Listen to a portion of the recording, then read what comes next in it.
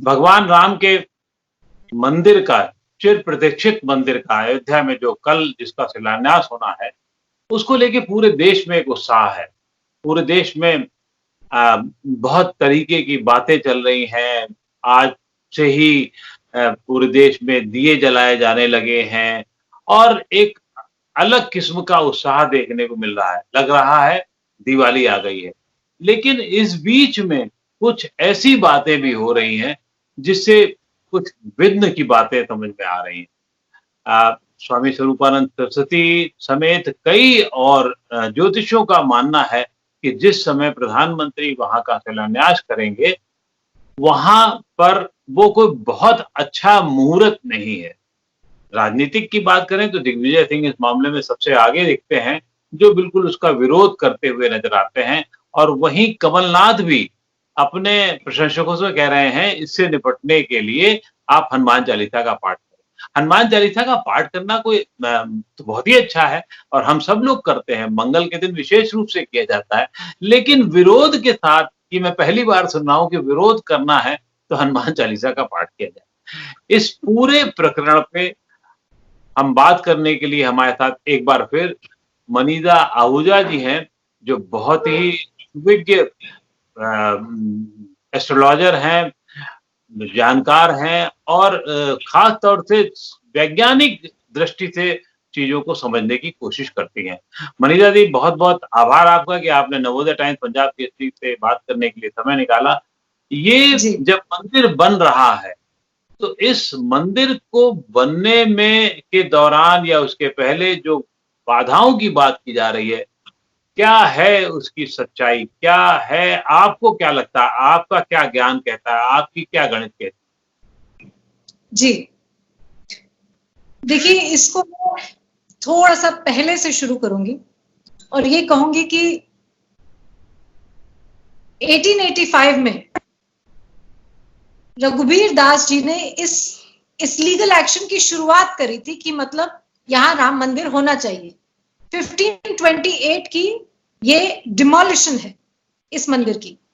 135 साल लगे हैं हमें अपने ही देश में, जो कि एक जहां राम पूजे जाते हैं एक अवतार के रूप में, हमें 135 साल लगे ये बताने में कि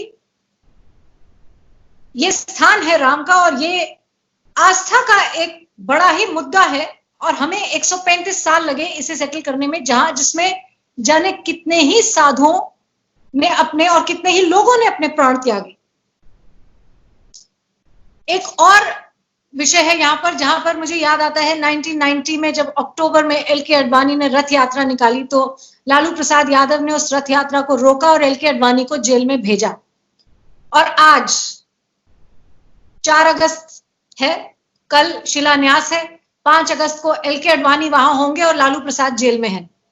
कांग्रेस लेड यूपीए ने सुप्रीम कोर्ट में ये याचिका दायर की थी कि राम सेतु नाम की कोई चीज है ही नहीं। कपिल सिब्बल ने 2007 में ये कहा था it is an imaginative thing.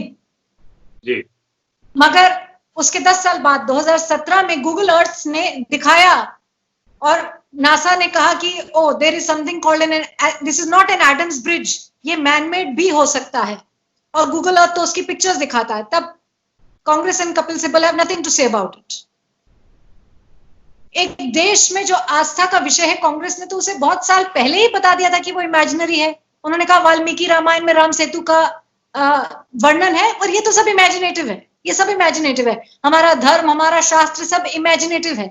अगर कांग्रेस ये बता रही है तो फिर कांग्रेस का जो एक कांग्रेस सपोर्टर है, ये गोखले जो एक एक्टिविस्ट है but he is a supporter of the Congress, इन्होंने तो अब प्रॉब्लम दिखाई दी है कि मतलब नहीं होनी चाहिए भूमि पूजन। So I don't want to know कि कमलनाथ और बाकी सब तो इसमें ये तो एक पॉलिटिकल मुद्दा है उनका कि इसे हमने नहीं सही ढंग से होने देना, क्योंकि ये तो सुप्रीम कोर्ट की एक याचिका दायर की थी बहुत साल पहले और कहा था राम सेतु नहीं है, तो ये तो वहां से चलता आ रहा है ना, आज की बात नहीं है कि कांग्रेस इसके विरोध में है। ये तो बहुत साल पुराना, हमारे शास्त्र को ही निगेट कर देना, उसे माइथोलॉजी बता देना, ये तो मतलब पुराना एक वो कहते हैं ना आइडियोलॉजी है कांग्रेस। और ये मैं अप्रिशिएट नहीं करती क्योंकि मैं तो इस शास्त्र को, इस धर्म को मानती हूं, और इसमें मानना ना मानने की बात नहीं है। जो सत्य है वो तो है। आप आंखें बंद कर लेंगे तो सत्य तो अपना रूप नहीं बदल लेगा, वो तो रहेगा। एनीवे, अब जैसा कि मैंने आपको कहा 135 साल बीत चुके हैं और अब ये कहानी फिर से जोर पकड़ चुकी है। और नवंबर 9 2019 को तो इसका वर्डिक्ट आ गया था। अब जब वो वर्डिक्ट आया था तब ग्रह चाल क्या कह रही थी? 9 नवंबर 2019 को जब वर्डिक्ट आया था तो ग्रह चाल क्या कहती है? मेरे ज्योतिष गुरु के.एन. राव जी की एक बहुत पुरानी रिसर्च है और उन्होंने बहुत काम किया है राम मंदिर पर, कि वर्डिक्ट से पहले कि किस तरीके से क्या ग्रह नक्षत्र किस तरीके से चल रहे हैं और आने वाला समय क्या इस मंदिर निर्माण को दिखा रहा है। उनका बहुत रिसर्च रहा है इसमें। अब जब बृहस्पति और सूर्य धनु और सिंह को पकड़ते हैं तो मंदिर का कार्य निर्माण, किसी भी मंदिर का कार्य, किसी बड़े मंदिर का कार्य निर्माण जोर पकड़ता है।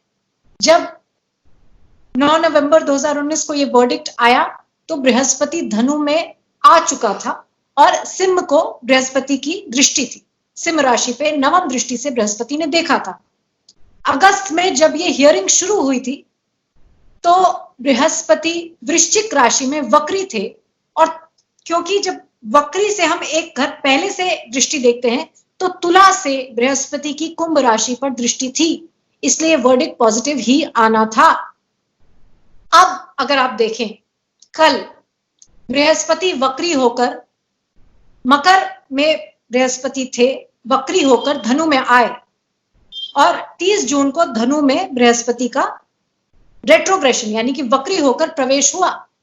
और आज भी इस 30 जून से लेकर अब मिड सितंबर तक, रादर 20 नवंबर तक, क्योंकि 20 नवंबर के बाद ही बृहस्पति मकर में वापस जाएंगे, मिड सितंबर में वक्री से मार्गी होंगे। अभी भी बृहस्पति धनु में है और यहां से दृष्टि सिंह को जा रही है, और कल के दिन चंद्रमा भी कुंभ राशि में है और सिंह को देख रहा है। तो बृहस्पति और चंद्रमा का दोनों का कुंभ और सिंह से कनेक्शन आ रहा है। तो अब मुहूर्त एक बात है, मगर जो इवेंट्स दिख रहे हैं होते हुए उनको तो बदला नहीं जा सकता, पहला पॉइंट। अब हम मुहूर्त देखते हैं कल का। 12:15 बजे का ये मुहूर्त है, 5 अगस्त का, द्वितीया तिथि है, अभिजीत मुहूर्त है। ये सबसे बड़ी बात है। तुला लग्न उठ रहा है, और अब यहां पर मैं थोड़ा सा टेक्निकल बताऊंगी। तुला लग्न उठ रहा है, लग्नेश शुक्र नवम में जाकर स्थित हैं राहु केतु के अक्ष में। शुक्र नवम भाव में बैठे हैं और बृहस्पति तृतीय भाव से, धनु से इस नवम घर को देख रहे हैं। तो मंदिर तो बहुत भव्य बनने वाला है, ये आप जान लीजिए। मगर नवमेश बुध दशम स्थान में बैठे हैं एकादशेश सूर्य के साथ, और इन पर चतुर्थेश शनि, वक्री शनि की दृष्टि है।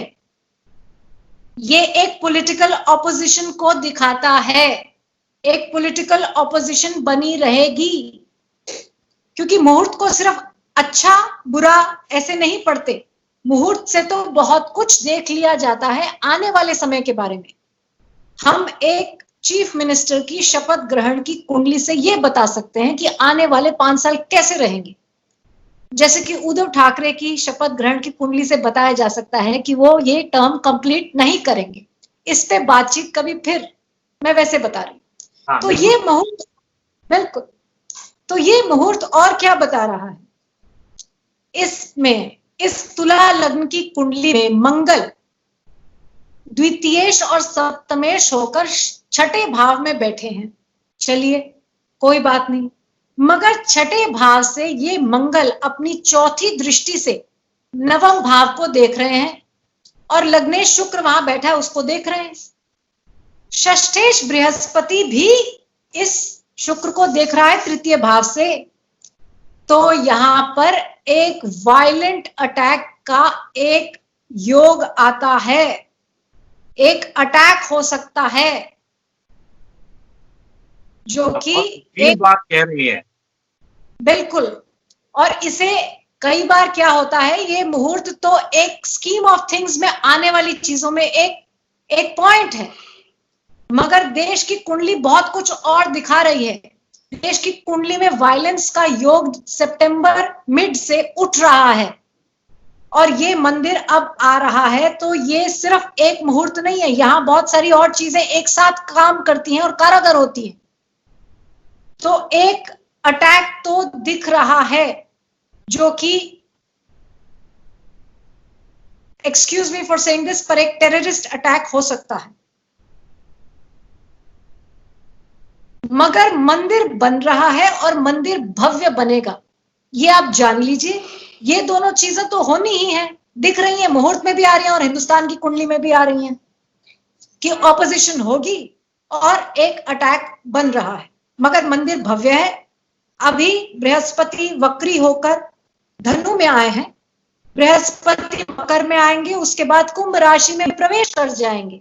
जब बृहस्पति कुंभ राशि में प्रवेश करेंगे तो ये मंदिर का निर्माण हो जाएगा, नहीं तो मीन में जाके जब वक्री होके कुंभ की तरफ आएंगे तो ये निर्माण मंदिर तो बन रहा है, क्योंकि बृहस्पति बिल्कुल कुंभ की तरफ है। और जो मैंने आपको बताया, बृहस्पति का सिंह से कनेक्शन, चंद्रमा का भी कुंभ और सिंह राशि से कनेक्शन, ये मंदिर को दर्शा रहा है। और मेरे गुरु का एक ये कहना है, उनके ज्योतिष गुरु योगी भास्करानंद जी ने ये बात कही थी कि जहां शनि मंगल राहु केतु हैं, वहां कैसे भी कोई कितना भी कोशिश करे, एक परफेक्ट मुहूर्त तो नहीं ला सकता है। मैं मानती हूं, शंकराचार्य जी ने कहा है कि दक्षिणायन है, भादो मास है, भादो मास को ही बहुत अच्छा नहीं माना गया कंस्ट्रक्शन के लिए, मगर सत्येंद्र दास जी ने ये बात बोली है और मैं इस बात से सहमत हूं कि चैत्र मास श्री राम के जन्म का महीना है और भाद्रपद कृष्ण के जन्म का महीना है।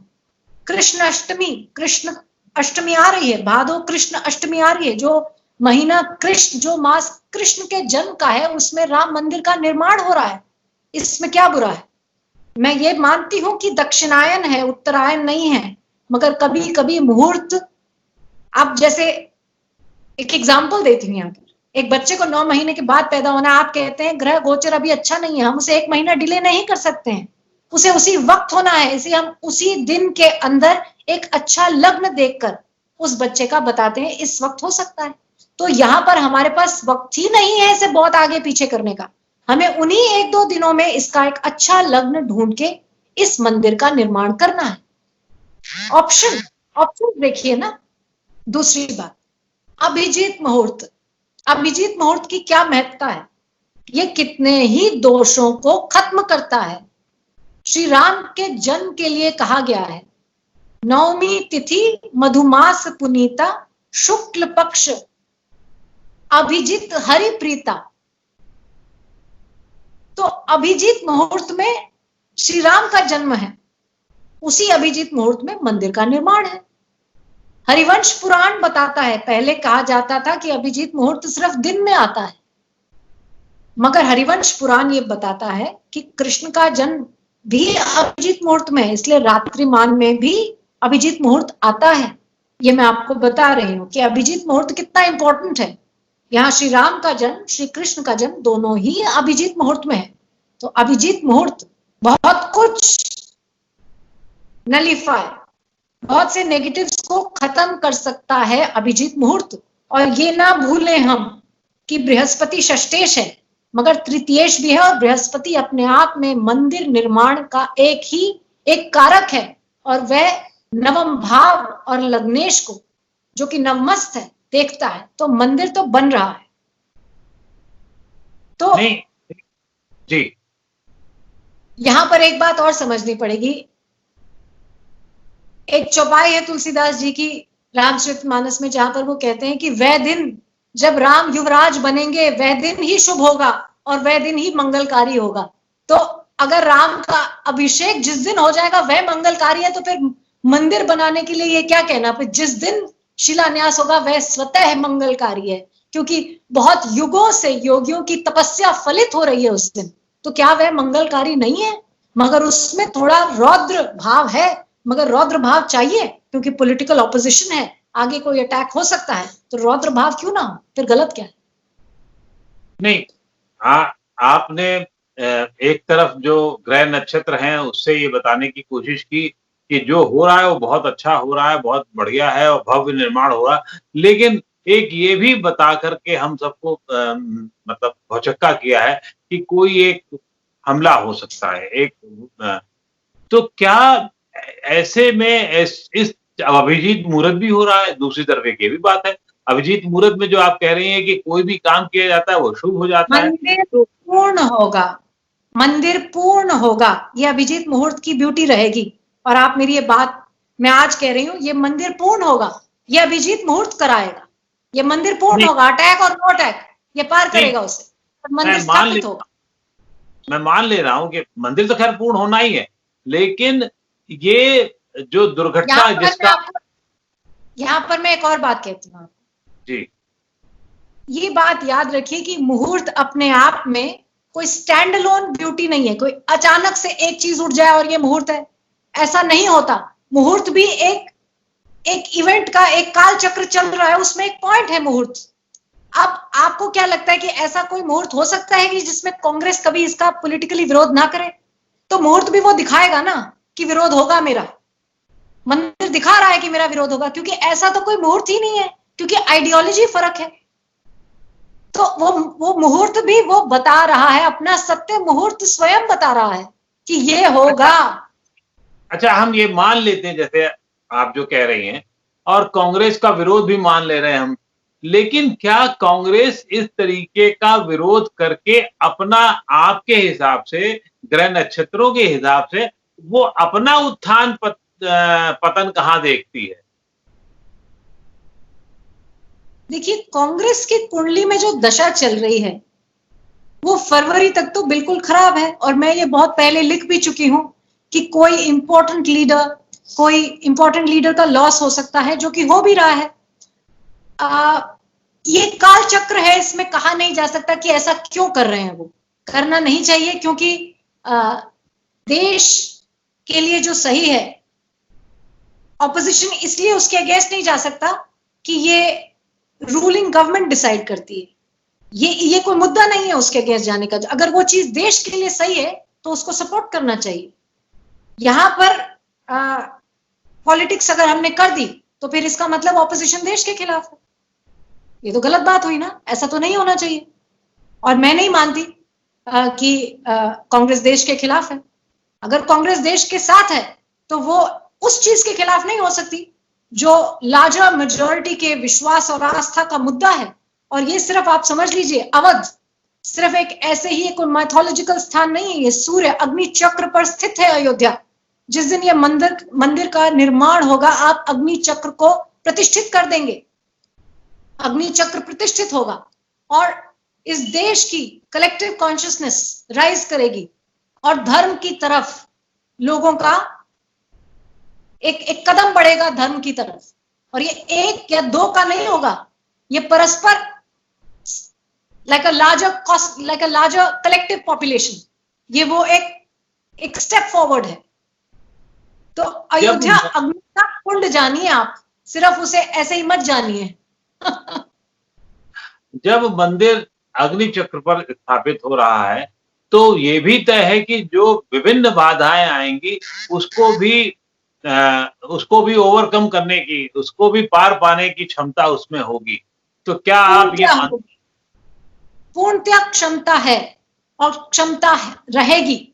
मैंने आपको कहा ये मुहूर्त स्वतः ये बता रहा है कि कोई भी अड़चन आ जाएगी, ये मुहूर्त पूर्ण होगा और ये मंदिर निर्माण होगा।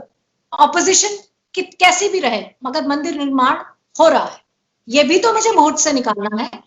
बहुत सौम्य मुहूर्त होगा तो बहुत सौम्य मुहूर्त नहीं है, मैं मानती हूं रौद्र है, कोई बात नहीं, कभी कभी रौद्र मुहूर्त भी चाहिए होते हैं। नहीं, लेकिन सवाल ये है कि हम ऐसा देशवासी जो हम सब लोग चाहते हैं शांति के साथ सब चीजें निपटे, तो ये रौद्र मुहूर्त जो है वो उससे ऐसा नहीं है, ये ऐसा नहीं है कि हम रौद्र मुहूर्त बना रहे हैं, ये तो इसलिए मंगल शनि जहां पे भी होंगे थोड़ी दृष्टि बनाएंगे तो वो उग्रता देते हैं। ऐसा नहीं है कि हम अब मंगल को हम मीन राशि से बाहर नहीं निकाल सकते और शनि की दृष्टि मीन राशि पर नहीं निकाल सकते। छठे घर पे शनि की भी दृष्टि है, मंगल मीन राशि में बैठे हैं, शनि मकर से छठे घर को देख रहे हैं।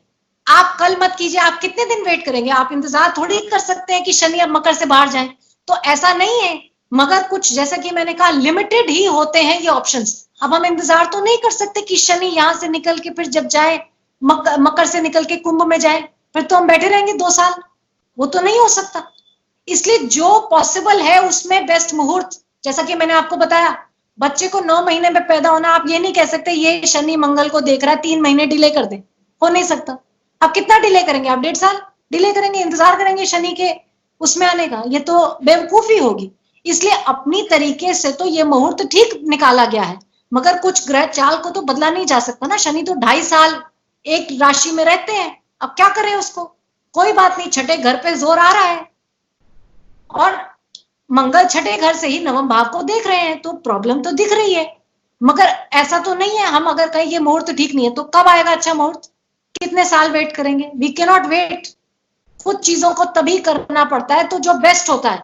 वो कहते हैं जब कुछ समझ नहीं आए तो अभिजीत मुहूर्त, गोधूली मुहूर्त, ये बहुत पुराना मुहूर्त चिंतामणि का वो है, सूत्र है। जब कुछ भी समझ ना आए और आपको करना है और आपके पास यही 2 या 3 दिन है तो आप गोधूली मुहूर्त लें, आप अभिजीत मुहूर्त लें और कार्य को करें, संपन्न करें, सोचे नहीं, नहीं तो 2 साल बैठे रहेंगे। दूसरी बात, हिंदुस्तान की इंडिपेंडेंस होनी थी, हमारे पास दिन था 15 अगस्त को, ले लो इंडिपेंडेंस।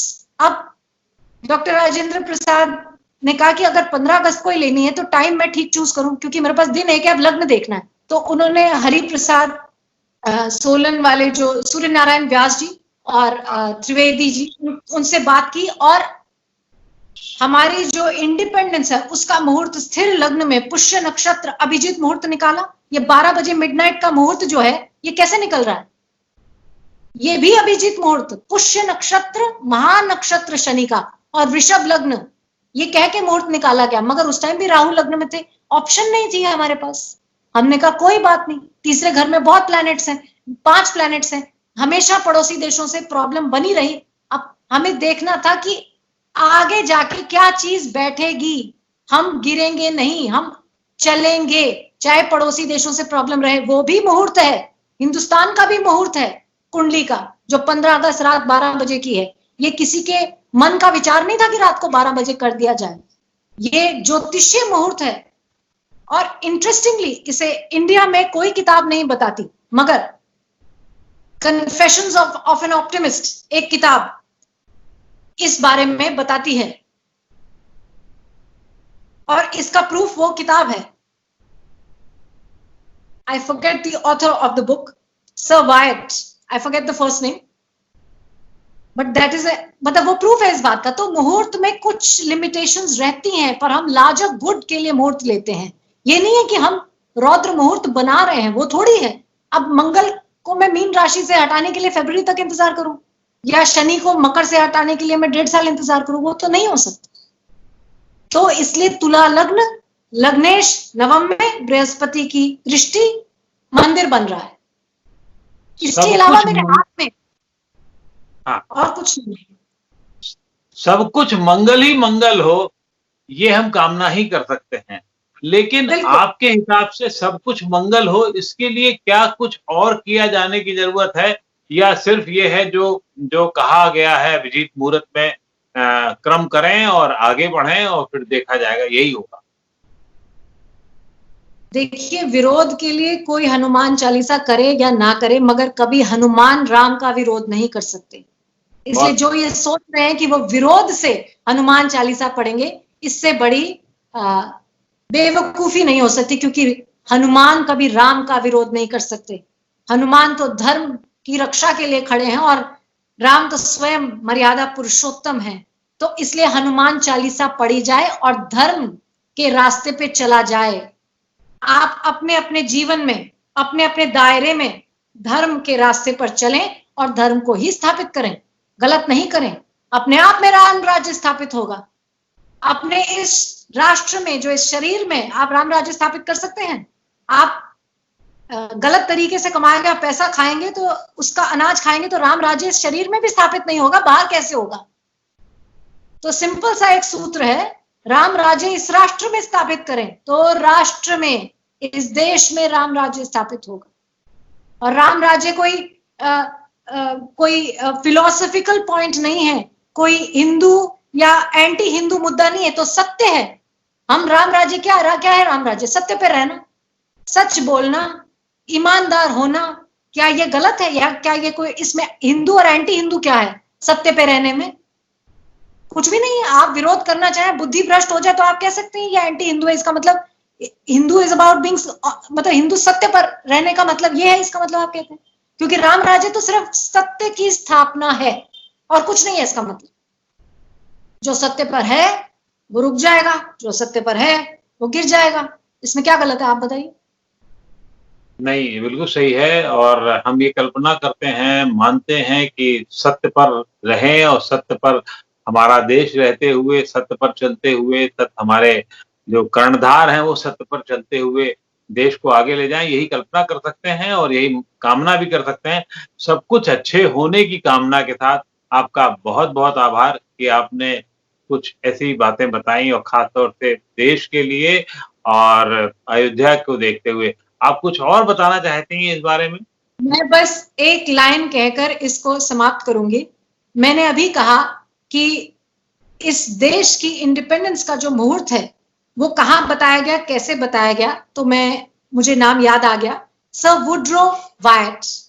किताब का नाम है कन्फेशंस ऑफ एन ऑप्टिमिस्ट और इसमें उन्होंने लिखा है कि कैसे डॉक्टर राजेंद्र प्रसाद दोनों एस्ट्रोलॉजर्स, स्कॉलर एस्ट्रोलॉजर्स के पास गए और कैसे ये मुहूर्त बताया गया, मगर इंडिया में ये किसी किताब में क्रॉनिकल्ड नहीं है। कितनी शर्म की बात है कि हमने अपनी ही देश की इतनी बड़ी बात कि इंडिपेंडेंस ही ज्योतिषीय आधार पर लिया गया है, छुपाई। तो ये पूरा नाम है उनका, सर वुड्रो वायट। नहीं, नहीं, बहुत अच्छा है। और हम फिर यही कामना करते हैं कि अभिजीत मुहूर्त में जो ये कर्म किया जा रहा है, जो शिलान्यास किया जा रहा है, वो सबके लिए, देश में किसी एक धर्म के लिए नहीं, सभी के लिए, पूरे देशवासियों के लिए शुभ का मुहूर्त हो, शुभ लाए। और इसी के साथ बहुत-बहुत आभार आपका। शुक्रिया। नमस्कार।